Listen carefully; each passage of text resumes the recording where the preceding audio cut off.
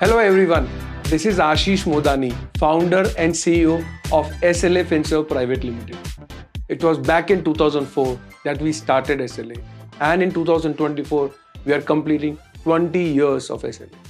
So we thought that we have completed 20 years and you would have heard me individually or otherwise many a times.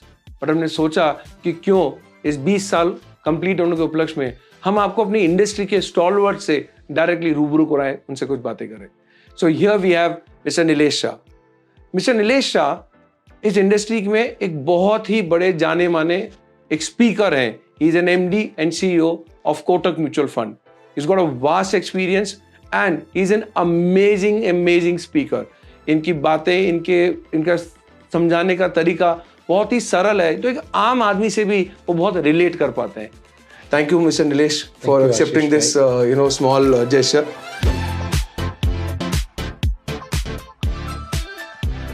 So, before I go about asking you many questions, we have reached or we have crossed a milestone of 50 lakh crore just recently. And I remember just a while back, 10 years back, it was a 10 lakh crore. So, where do you see the industry going forward and where do you see how things are going to unfold in future? So Ashish bhai, first of all, heartiest congratulations on completing 20 years. And industry वहाँ पे जाएंगे जहाँ पे हम उसे ले जाएंगे. As regulator, SEBI has to ensure that we remain on the right path like they have done it in the past. Their regulation will have to evolve with time. Today, if you look at options, on one side, there is NPS where there's no margin for distributor or manufacturer. Everything is tilted in favor of investor. Now there you require very high tax incentive so that people come. And the product is not very successful because you have just collected about 1,50,000 crores from a non-committed portion. Committed portion, government side, you have got a lot of money. Yes. The other side is insurance, where it's tilted more in favors of manufacturers and distributors rather than investors. Yes. Now, there should be a need for it. Then only people will buy insurance with those terms. We are the only industry which balances interest of manufacturer, distributor, and investor. No one is doing charity, and yet it's fulfilling everyone's requirement. So we need regulations to ensure that we remain on the right path, like in the past. Second is manufacturers, we have to deliver outperformance over benchmark index. We have to add value to our customer. And then finally, you as our partner, our distributor, will have to ensure that we are able to scale this to every single individual in the country. 10 lakh became 52 lakh crore is a product of 2 crore investors becoming 4 crore investors between pre-COVID and post-COVID. That acceleration will have to maintain. Mm-hmm. So if we work as a team between regulator, manufacturer and distributor, I think this industry has potential to grow multiple times from current level. Right. So what we have seen is just icing on the cake. There's a lot of things to be done. Absolutely, Ashish bhai. मतलब आप ये देखिए. Typical wise. Even today, in last 3 years, as per RBI's own data, people have invested more in cash, 9 lakh crore equivalent, compared to what they have invested in mutual funds, which is 4 lakh crore. कहाँ मतलब आप धूप में बर्फ हाथ में लेके खड़े हो बैंक करेंसी नोट्स में. Every year it will keep on depreciating. And things which has given you 10, 12, 15% compounded return, you are putting half of that money. मतलब we have to go and reach out to all those people to convince them that भैया cash में नहीं mutual fund में रख. Right.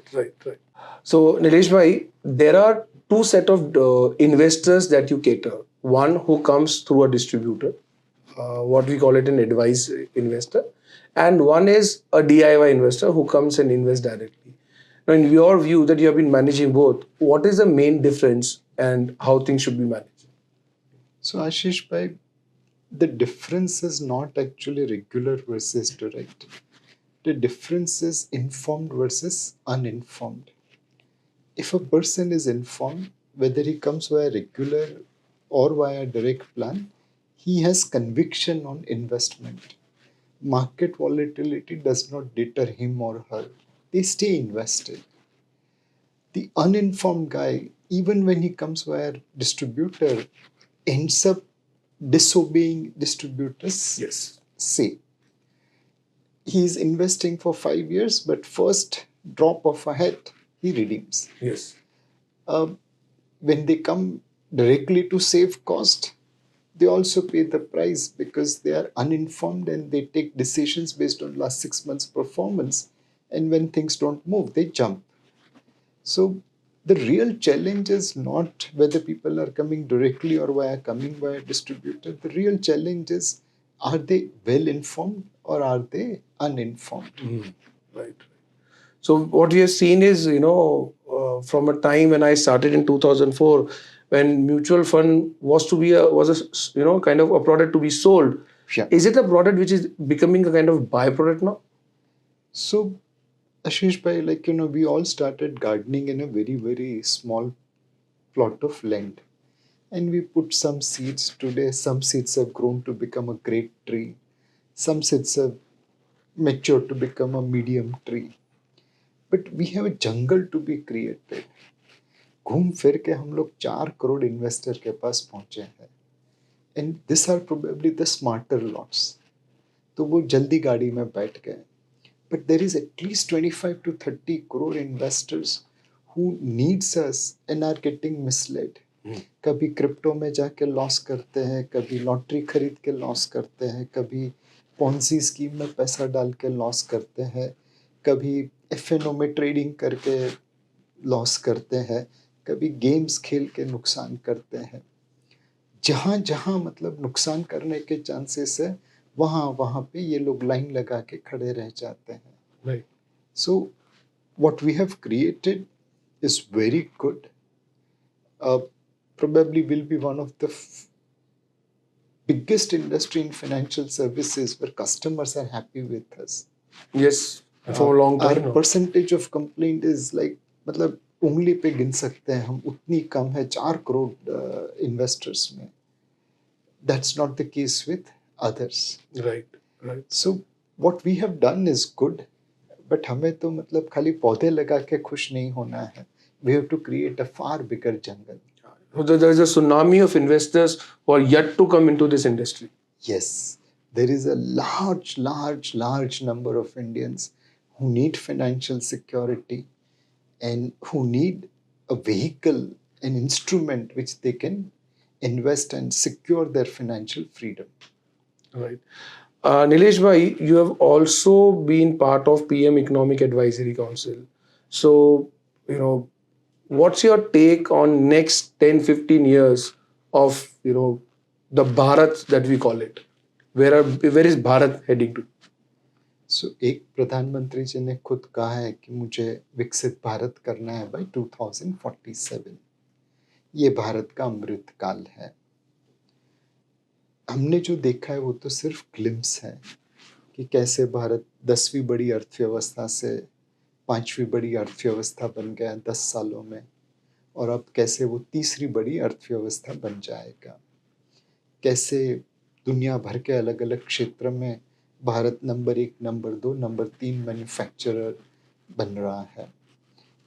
पहले हम global growth train के डिब्बे थे. दुनिया चलती, हम पीछे चलते. Yes. अब हम ग्लोबल ग्रोथ ट्रेन के इंजन बन रहे हैं चाइना और अमेरिका के साथ. हम चलेंगे तो दुनिया का ग्रोथ बढ़ेगा, वैसा है. इसे एकदम सिंपल तरीके में कहे तो कुछ हद तक जो आप देख रहे हैं वो महेंद्र सिंह धोनी की एक टिपिकल T20 इनिंग जैसा है. वो हमारे सबसे सक्सेसफुल चेजर थे. जनरली वो आते थे तो फटाफट 1-1, 2-2 रन लेके स्कोर कार्ड घुमाना चालू कर देते थे. बहुत तेजी से दौड़ते थे. फिर दूसरे स्टेज में वो 1-2 रन तो लेते ही थे, बट एक आध चौका छक्का मार लेते थे और रन थोड़ा एक्सेलरेट करते थे. और जब आखिर के 1, 2, 3 ओवर हो, सामने एक कच्चा बॉलर आ जाए तो सडनली वो एक्सप्लोड होते थे, 4-6 धुआंधार बौछार कर देते थे। आई थिंक हमने जो पहली टर्म देखी प्राइम मिनिस्टर मोदी जी की, उसमें उन्होंने पिछला जो बोझ था वो हल्का किया। एक एक दो दो रन लेके स्कोर कार्ड घुमाते रहे, बट एक बेस बना लिया। जो दूसरी टर्म थी उसमें उन्होंने एक एक दो दो रन लेना था चालू किया, बट साथ में चौके छक्के मारने भी चालू कर दिए और एक अच्छा फाउंडेशन बनाया जिसके ऊपर हम अटैक लॉन्च कर सकें। ये जो तीसरी टर्म होगी उसमें वो धोनी की तरह चौके छक्कों की बौछार कर देंगे। ये जो फाउंडेशन हमने बनाया है उसको लेके भारत की जो ग्रोथ की ऑर्बिट है वो बदल देंगे। जो काम हम पहले 50 साल में करते थे, अब 10 साल में कर रहे हैं, वो शायद 1-2 साल के अंदर करें। उस तरह से ग्रोथ की रफ्तार बनेगी। नीलेश भाई, बहुत कुछ आपने इंडिया के बारे में, भारत के बारे में बहुत अच्छा बताया है। एक प्रश्न जो मेरे मन में भी कई बार आता है, जैसे हम डिजिटल इंडिया की तरफ जा रहे हैं, where is a physical currency going to be in future, and what kind of currency are we going to see in times to come? सो अगर हम स्कैंडिनेवियन कंट्री के लेवल पे पहुंच जाएं in terms of tax compliance and rules regulations, तो मेरे हिसाब से फिजिकल करेंसी जो आज है उसकी 1/10 भी नहीं रहेगी। आशीष भाई, मैंने आपने लास्ट करेंसी नोट कब यूज़ की थी? बहुत कम याद आता है कि जब हमने करेंसी नोट यूज़ की। पहले नहीं तो मैं घर जाते टाइम अपने बिल्डिंग के नीचे एटीएम मशीन में से पैसे लेके जाया करता था, बिकॉज़ उसके सिवा कोई चारा नहीं था।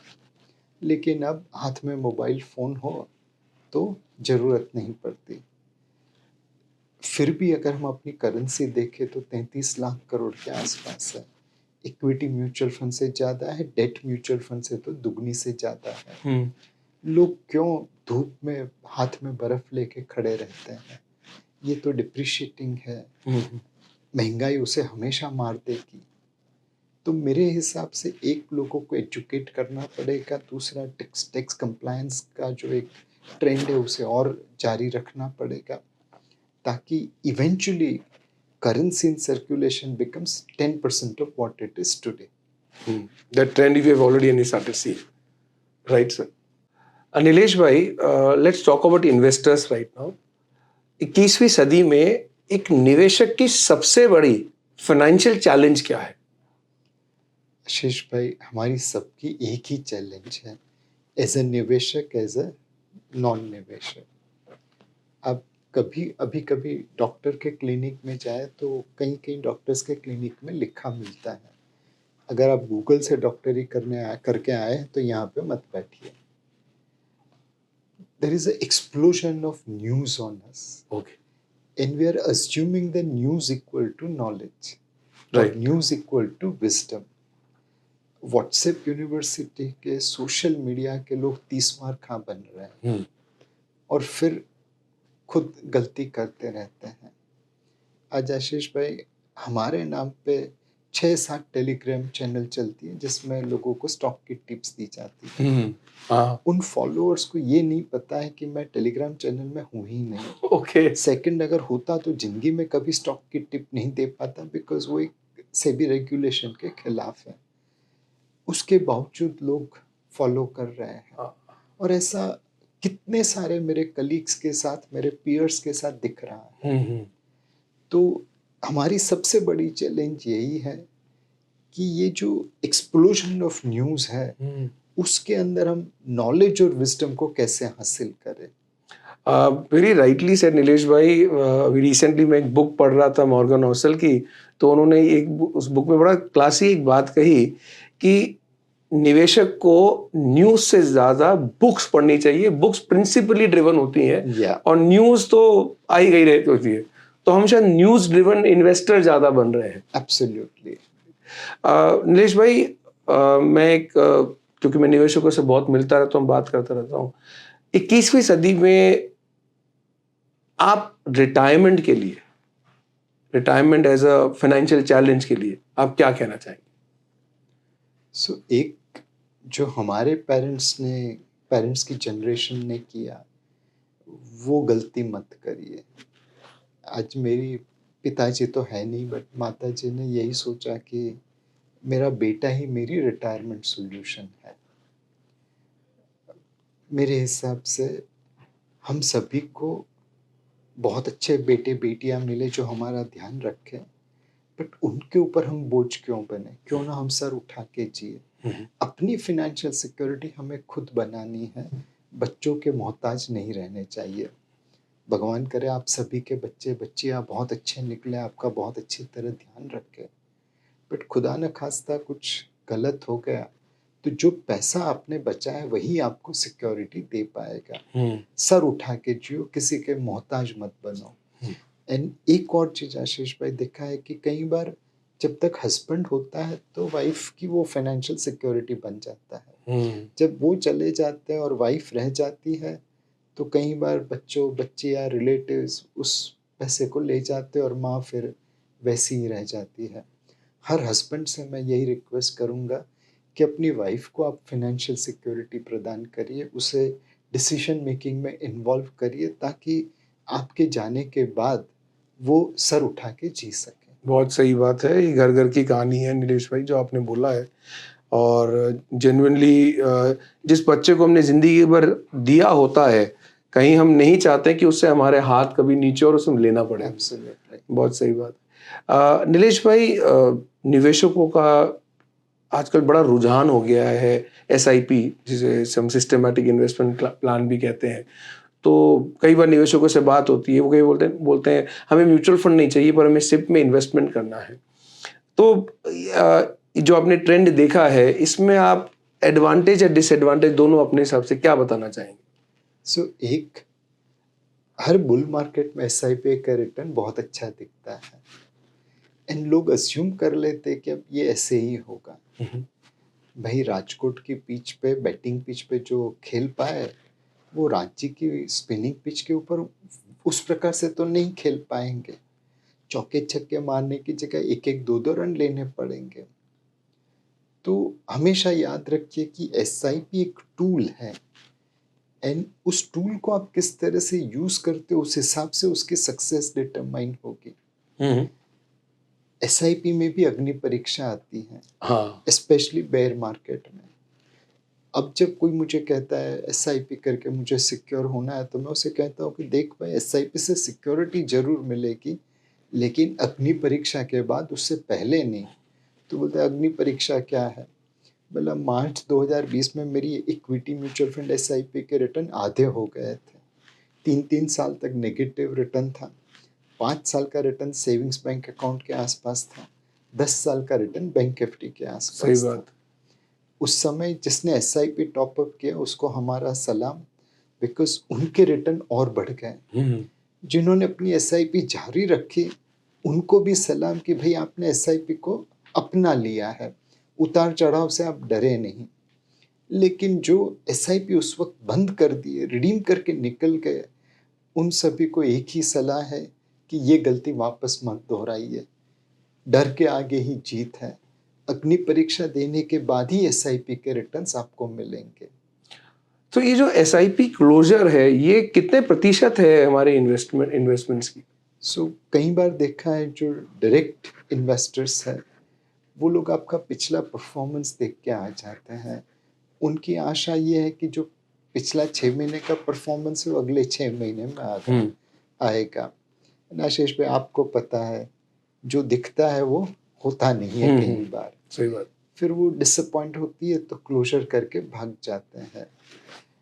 मतलब एक बंदा अपने आप ही गली क्रिकेट खेलने लगे और कोई बंदा कोच के पास जाके मैदान में सही निगरानी में खेले, बस उतना ही फर्क आ जाता है रेगुलर वर्सेस डायरेक्ट में। निवेश भाई, हमने कई बार ये वर्ड सुना है बिहेवियर फाइनेंस। इकोनॉमिक्स में कई बार जिसको नोबेल प्राइज मिलता है वो बिहेवियर फाइनेंस पे ज़्यादा मिलता है, साइकोलॉजी पे ज़्यादा मिलता है। तो ऐसी क्या गलतियां हैं जो आपको लगता है निवेशक या बिहेवियर फाइनेंस के एंगल से आपको क्या लगता है कि निवेशक ये गलतियां बहुत करते हैं? कई निवेशक अपनी लक्ष्मण रेखा ही नहीं डिटरमाइन कर सकते।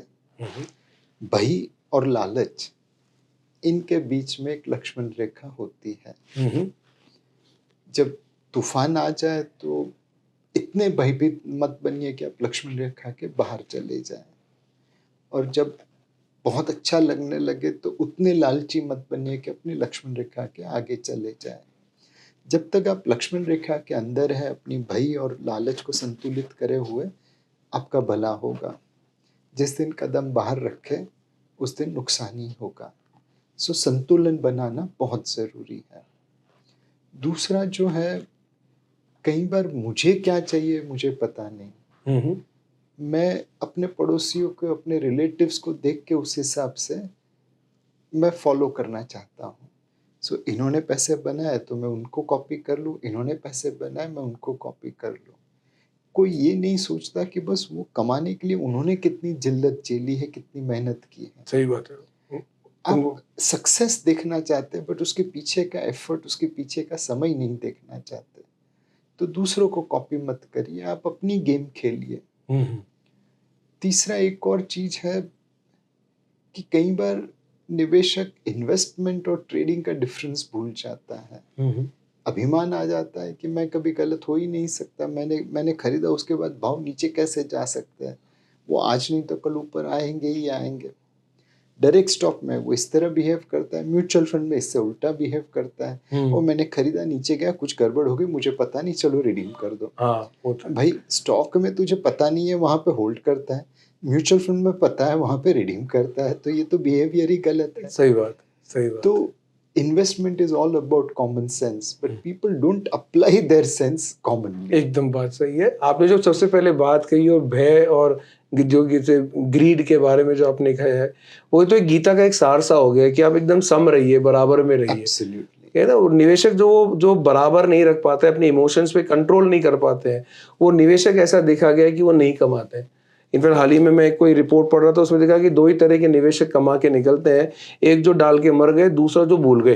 तीसरे तरह के निवेशक कमा के नहीं निकलते हैं, और दोनों में ही इमोशंस नहीं है। यस। तो आई थिंक ये इमोशनल बैलेंस जो आपने बात कही है, वो बहुत हद तक इन्वेस्टर्स के लॉन्ग टर्म परफॉर्मेंस का, तो जो उसमें बहुत ज्यादा कारगर सिद्ध होता है।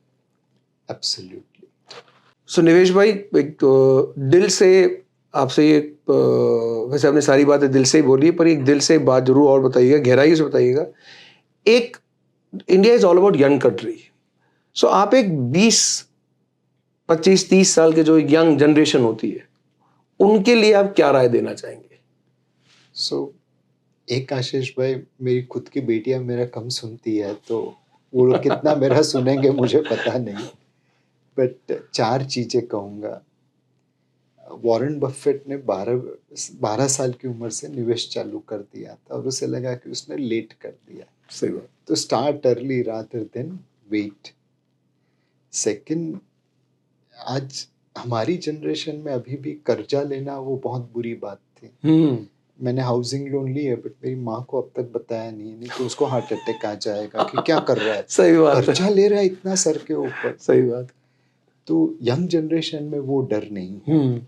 तो उन सभी से एक ही रिक्वेस्ट है कि income minus expenses equal to savings मत फॉलो करना, income minus savings equal to expenses follow करना। सही बात। कभी मैटिनी शो में मूवी देख दी, रात के शो में नहीं, उससे उसकी जो बचत होगी उससे निवेश कर देना। कभी पीवीआर में जाके पॉपकॉर्न नहीं खाई, उसकी जो बचत हुई वो सेव कर देना। छोटी छोटी बात। कहीं आपस में जाना था तो रिक्शा की जगह चल के चले गए, वो पैसा बचा, डाल दीजिए। वो जो छोटी छोटी किस्तों में आप सेविंग्स करेंगे और इन्वेस्ट करते रहेंगे, उससे आपकी लॉन्ग टर्म में बहुत फायदा होगा। एंड जल्दी का काम शैतान का है। हाँ। तो धीरज रखिए, लॉन्ग टर्म के लिए इन्वेस्टमेंट करिए। हमारी जनरेशन थोड़ी सुस्त थी, समय देती थी हर चीज़ को। आज की जनरेशन बहुत इंस्टेंट है, उन्हें 2 मिनट्स मैगी नूडल भी लगता है कि ये तो लेट हो गया। अब निवेश में मतलब कोई चमत्कार नहीं होता, लॉन्ग टर्म इन्वेस्टमेंट से ही पैसा बनता है। तो हमेशा याद रखिए, जल्दी का काम शैतान का, समय दीजिए। सही कह रहे हैं। और जैसे आजकल की जो जनरेशन है, वो एक शब्द बहुत यूज करती है, YOLO. You only live once. या तो जब कभी निवेश की उनसे बात करते हैं तो बोलते हैं कोविड में किसने देखा था, कल को हमारे कुछ हो जाता। तो वो खर्चा करने पे ज़्यादा वो बिलीव करते हैं, और शायद देखा देखी पूरा एनवायरनमेंट भी कुछ ऐसा ही बन गया है जो हमें प्रेरित कर रहा है कि आप खर्चा करो और आप निवेश के तरह। खर्चा जरूर कीजिए, लाइफ जरूर एंजॉय करिए।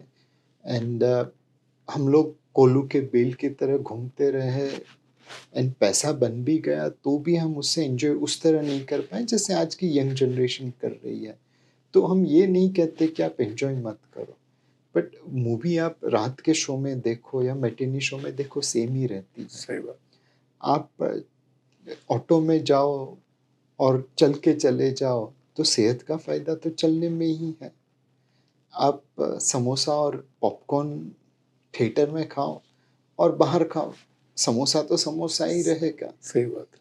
तो लाइफ एंजॉय करते करते आप किस हद तक बचत कर सकते हैं उसके ऊपर फोकस करें। नहीं, बहुत ही प्रैक्टिकल आपने बात बोली है। तो इसी प्रैक्टिकलिटी को अगर हम कंटिन्यू करें और हम वो 20s से अगर निकल के हम एक 40s में आए, तो वो 40s जो लोग होते हैं जिनके बच्चे कुछ बड़े हो गए होते हैं, उनके ऊपर आने वाले से कुछ समय में जिम्मेदारियां भी दिख रही होती है, तो उनके लिए आपके लिए क्या राय होगी? सो 40s को जो पार कर चुके हैं आसपास से, उनसे एक ही है कि आप अपने असेट और लोकेशन पे ध्यान दीजिए। अब आपके पास काम करने के लिए प्रोबेबली 18-20 साल है, बट मेडिकल साइंस के एडवांस की वजह से शायद आप और 25-30 साल रिटायरमेंट में जी ले। हाँ, सही बात। तो ये याद रखिए कि आपकी रिटायरमेंट लाइफ आपकी वर्किंग लाइफ जितनी ही बड़ी हो सकती है। एकदम। एंड अगर किसी का मोहताज नहीं बनना है, अपने सर उठा के जीना है, तो फिर सेविंग्स एंड इन्वेस्टमेंट करना बहुत ज़रूरी है। ज़्यादातर लोग जब 40 तक पहुंचते हैं तो उतना सेविंग्स नहीं किया होता है, बिकॉज खर्चा ही करते रहते हैं, लाइफस्टाइल अपग्रेड करते हैं, बच्चे आते हैं तो उनकी परवरिश में पैसा लगता है, इनकम बढ़ती है बट सामने खर्चा भी बढ़ जाता है। बहुत बढ़ जाता है। कई बार अगर आप फैमिली में बड़े हो तो दूसरे बच्चों का भी ध्यान रखते हो, भाई बहन का, आसपास के रिलेटिव्स का, तो माँ बाप आपके बूढ़े हो पास जाते हैं उस समय। सेविंग्स नहीं रहती। सही। बट अब मतलब आपके पास समय कम है, आपकी वर्किंग करियर पीक पे पहुंच रही होगी, आपको रिटायरमेंट के लिए सेविंग्स करना जरूरी है।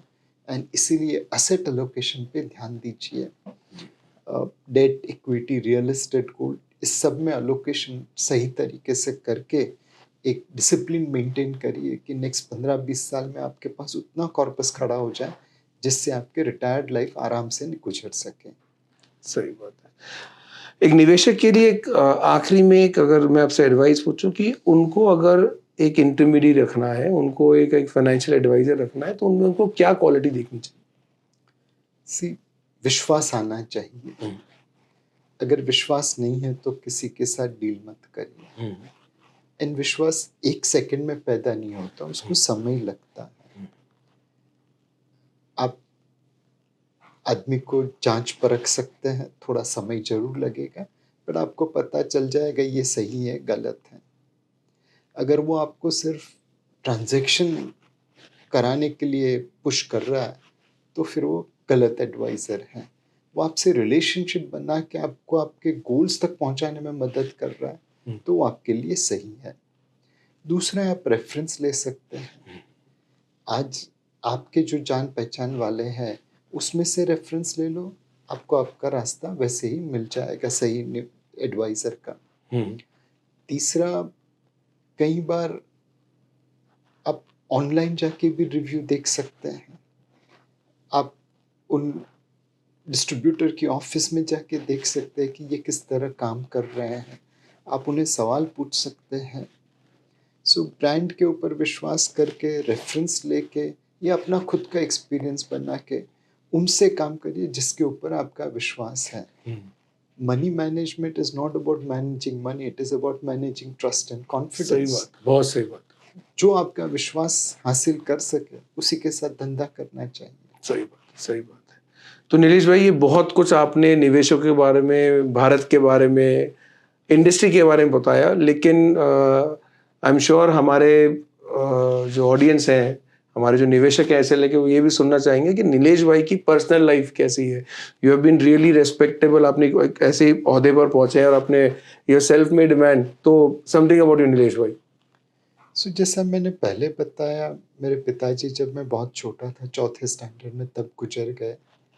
मेरी माँ ने दूसरों के घर पे काम करके हमें बड़ा किया, मेरे बड़े भाई, मेरी व्हाट एन छोटी इंस्पिरेशन। बहन। एंड मैं स्कॉलरशिप लेके पढ़ा हूँ। जब मेरे पिताजी गुजर गए तो मैं स्कूल टीचर के पास गया था कि अब मुझे पढ़ाई नहीं करनी है, मैं कुछ नौकरी ढूंढूंगा, घर चलाना है। क्या बात। तो उन्होंने कहा कि नहीं, तेरी फीस मैं भर दूंगा जब तक तू क्लास में पहली रैंक पे आएगा, अव्वल दर्जे पे आ, तेरी फीस का खर्चा मेरा। उन्होंने वो मदद की, जानी सर ने, स्कूल प्रिंसिपल ने, तो मैं पढ़ाई के रास्ते पे चल पड़ा, पढ़ा तो यहाँ पे पहुँच व्हाट पाया। An inspiration, what an so inspiration. हमारी तो मतलब ज़िंदगी यही है कि हर मोड़ पे भगवान ने किसी न किसी देवदूत को भेज दिया, किसी ने स्कॉलरशिप दी, किसी ने खाना दिया, किसी ने काम दिया, और गाइड करते करते यहाँ पे पहुँच गए। बीज कितने भी अच्छे हो पर जमीन भी उपजाऊ होनी चाहिए। और when I see you, I think so आप एक बहुत ही आपका अथक परिश्रम से आज जिस ओहदे पे पहुंचे हैं, I am sure you are an inspiration to many many people. वैसे व्हाट आई कैन अंडरस्टैंड, जो भी हमने आपसे बातचीत करी है, आपके क्रिकेट का और पिक्चरों के प्रति आपका बहुत ज़्यादा एक इंटरेस्ट है, वो आपकी पूरी भाषा में झलक रहा था। तो आपकी फेवरेट मूवी कौन सी है हिंदी में? So favourite movie Rishikesh Mukherjee की आनंद करके है, हाँ जी। और उन्हीं की एक और मूवी आई थी सत्यकाम करके। तो वो दोनों मूवी मुझे बहुत अच्छी लगती है। वंडरफुल। और नीलेश भाई, मतलब अगर आपकी बेस्ट हॉलिडे डेस्टिनेशन कहाँ होगी, इंडिया में कि बाहर? से फैमिली जहाँ साथ में आए वो सबसे बेस्ट हॉलीडे डेस्टिनेशन। मैं अकेला पूरी दुनिया घूम चुका हूँ, बट अब वो उम्र हो गई है कि होटल के रूम में नींद नहीं आती, सही बात। घर के बिस्तर पे ही नींद आती है। तो जहाँ आपकी फैमिली आपके साथ हो, दोस्त आपके साथ हो, तो वो बेस्ट डेस्टिनेशन। वंडरफुल। नीलेश भाई, आप खुद अपनी बहुत ही इंस्पायरिंग पर्सन है, and I have been seeing you from last 20 years, many interaction I had with you. But आपकी जिंदगी में भी कोई तो इंस्पिरेशन रहे होंगे, तो कोई दो ऐसे इंसान जो आपकी जिंदगी में इंस्पायर किए उनको। सो आशीष मैम, जैसा मैंने कहा, अपने ऊपर भगवान का आशीर्वाद है।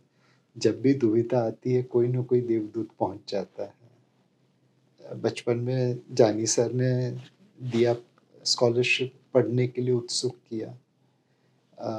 जब मैं सीए कर रहा था तो मेरा एक दोस्त था, वो मेरे से पहले छुट्टी लेता था और पूरी पढ़ाई करता था, और फिर मैं 1 या 2 महीने की छुट्टी लेता था एग्ज़ाम के पहले, उसके पास जाता था, बोलता था बता दे कितना पढ़ना है। वो मुझे कहता इतना छोड़ दे, इतना पढ़ ले। क्या मैं बात पढ़ लेता था और उससे ज़्यादा मार्क्स लेके पास होता था हमेशा। मैंने कॉस्टिंग में उससे ज़्यादा मार्क्स लिए, सीए में उससे ज़्यादा मार्क्स लिए, बट कभी भी उसने ये नहीं सोचा कि मैं इसको क्यों बताऊं, ये तो मेरे से आगे पास हो रहा क्या बात।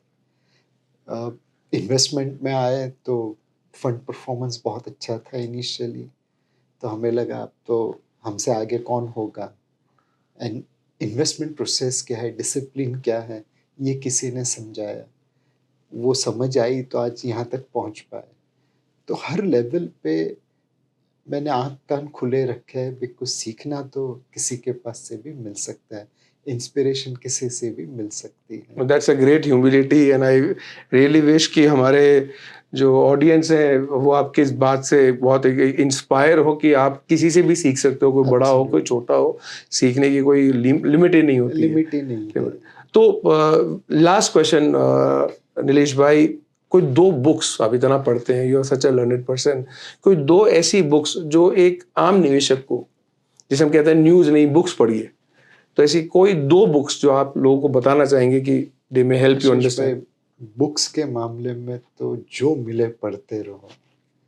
अ, आज मैं तो पब्लिक लाइब्रेरी जाया करता था, हमारे घर के आगे एक कॉटन एक्सचेंज पे पब्लिक लाइब्रेरी थी, तो वहाँ पे सुबह का चला जाता था, रात तक पढ़ता था।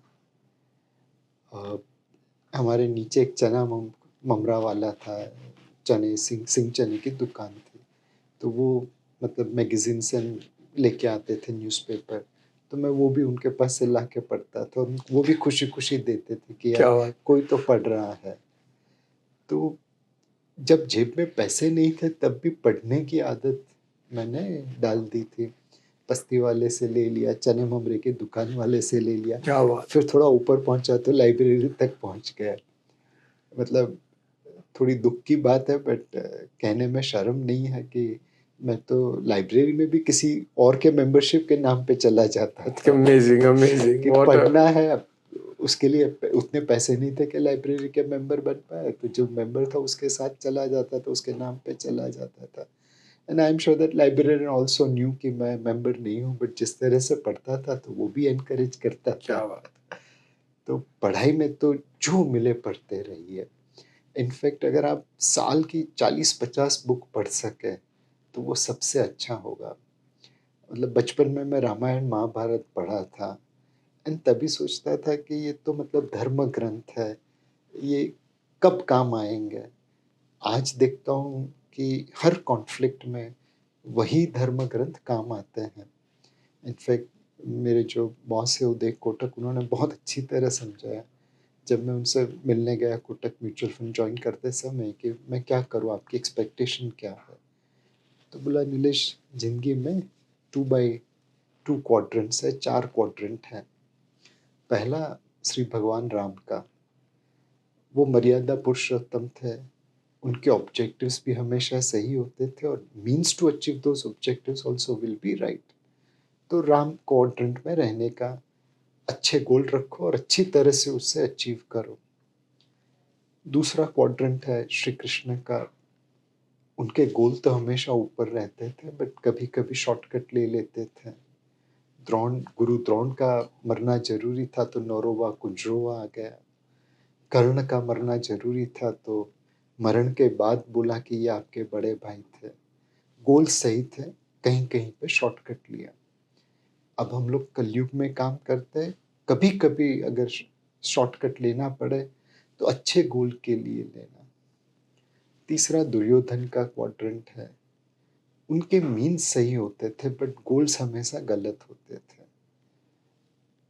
द्रौपदी का चीरहरण उन्होंने किया, वो मतलब जीती हुई व्यक्ति के साथ वो कर रहे थे, बट जो गोल था पांडवों को ह्यूमिलिएशन करने का वो एकदम सरासर गलत था। तो कभी दुर्योधन नहीं बनना कि मीन्स के ऊपर ध्यान रखे बट ऑब्जेक्टिव ही गलत कर ले। और फाइनली रावण क्वाड्रेंट है, रावण के गोल्स भी गलत, मीन्स भी गलत। एक सीता माता का अपहरण ही नहीं करना चाहिए और वो भी साधु वेश में पहुंच के उनके ट्रस्ट से छेड़खानी करके, ये तो सरासर गलत बात है। तो उदय कोटक जी ने मुझे कहा कि हमेशा राम क्वाड्रेंट में रहने की कोशिश करना, कभी कभार कृष्णा क्वाड्रेंट ठीक है, बट कभी भी कोटक म्यूचुअल फंड में या अपनी लाइफ में रावण या दुर्योधन बनने की कोशिश मत करना। No, what an amazing inspiration and I had मतलब मुझे गूज बम्प आ रहे थे जब मैं आपको सुन रहा था and I'm sure जो भी इसको इंटरव्यू को सुन रहा होगा there is a lot of learnings और जिसके कहते हैं ना कि धरातल से सीखी हुई बातें, यानी इन्होंने कोई कहीं बुक से नहीं पढ़ा, इनकी ज़िंदगी अपने आप में एक बहुत कुछ सीखने लायक है। And I learned loads from Nilesh भाई, from professional life to the way you carried on your personal life and this kind of struggle you have seen. I think it's mind boggling और बहुत बड़ी एक इंस्पिरेशन है। और आई am sure आने वाले समय में भी आप निवेशकों के लिए और म्यूचुअल फंड इंडस्ट्री के लिए आप बहुत कुछ करते रहेंगे। बहुत बहुत धन्यवाद। Thank you so much. Thank you.